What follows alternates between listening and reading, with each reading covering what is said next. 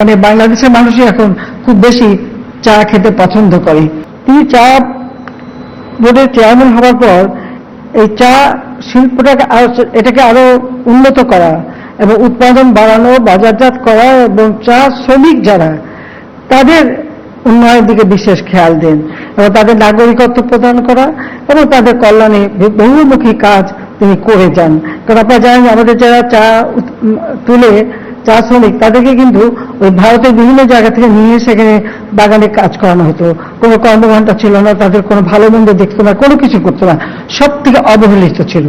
বঙ্গবন্ধু শেখ মুজিব টি বোর্ডের চেয়ারম্যান হওয়ার পর থেকেই তাদের ভাগ্য পরিবর্তন হতে শুরু করে। তাদের ভালো মন্দ সবকিছু তিনি দেখতেন এবং তাদেরকে নজর দেন এবং চার উৎপাদন বাড়ানোর জন্য তিনি টি রিসার্চ স্টেশন নামে একটা ল্যাবরেটরি স্থাপন করেন, লাইব্রেরি স্থাপন করেন শ্রীমঙ্গলে এবং সেই সাথে সাথে চা বোর্ডের কর্মকর্তা কর্মচারীদের জন্য কন্ট্রিবিউটরি প্রভিডেন্ট ফান্ড সেই সুবিধাও চালু করেন। জাতির পিতা শমশেরনগর বাজারে 70 সালের নির্বাচনী প্রচারে যখন যান তখনও সেখানে শ্রমিকদের জন্য ভাষণ দেন এবং চা শ্রমিকদের কাছে আমরা কৃতজ্ঞ। তার কারণ এই যে জাতির পিতা বঙ্গবন্ধু শেখ মুজিব তাদের জন্য যা করে গেছেন তারা কিন্তু কোনোদিন তা ভোলেনি। সবসময় সেই কথাটা তারা বংশ পরম্পরা স্মরণে, এটাই হচ্ছে সব থেকে বড় কথা। কারণ আমি এই শ্রীমঙ্গলে গিয়েছি, সেখানে আমি কয়েকদিন থেকেছি ও তাদের সঙ্গে মিশেছি। কাজী সবসময় আমাদের সাথে মনে হয় যেন একটা আত্মার সম্পর্ক আমাদের শ্রমিকদের সাথে আছে। এই যে আমার হাতে মালাটা দেখেন, এটা কিন্তু চা শ্রমিকরা আমাকে উপহার দিয়েছে।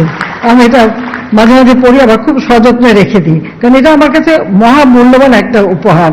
কাজী আমি এটাকে বলবো যে চা আমাদের একটা পানীয় বাংলাদেশে যেটা অত্যন্ত জনপ্রিয়, কিন্তু সেটাকে আরো বিশেষ করে সাধারণ মানুষ কিন্তু এখন চা অনেক প্রিয়।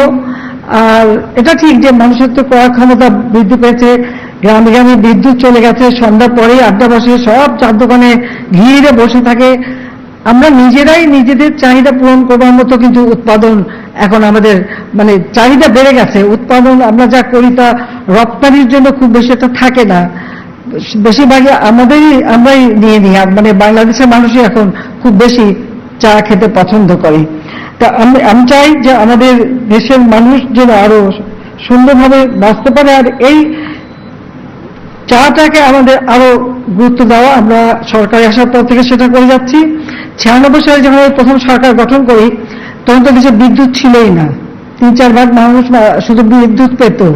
তো সেই সময় চা বাগানে যাতে উৎপাদন কোনো একটা ব্যাহত না হয়, শুধু চা বাগান আমাদের শিল্প কলকারখানা যাতে ভালোভাবে চলে, তখন জেনারেটরের উপর থেকে জেনারেটরই ব্যবহার করতে হতো। তখন তো বিদ্যুৎ উৎপাদন কেন্দ্র সেভাবে গড়ে ওঠে নাই, আমরা কেবল উদ্যোগ নিয়েছি। এবং আপনারা জানেন যে প্রথম বেসরকারি খাতে বিদ্যুৎ উৎপাদন কেন্দ্র এটা আমার হাত দিয়ে শুরু, আমরা সেটা যাত্রা শুরু করি।